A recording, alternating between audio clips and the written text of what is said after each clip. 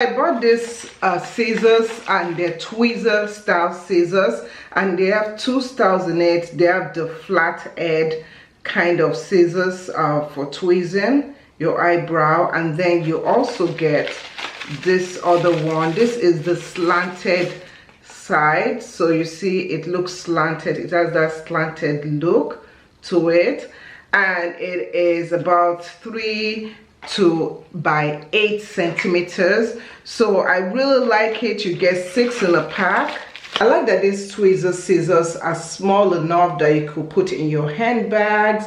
You could also travel with it, and it's so compact and it works really well, and it's a great gift idea if you want to give it to someone. It's very durable, it doesn't rust, and it does a good job. I'll show you where you can kind of take it and pluck it. Very easy to use, and I love that the scissors makes it very easy than the traditional one that you have to hold and it keeps on slipping off. This one makes it so easy. So I'm gonna try the straight one, and the straight one looks like that, and you can use it to pluck your, and it gives it a good precision, and you can really get to where you're trying to do. So you see that works really well. I absolutely love this.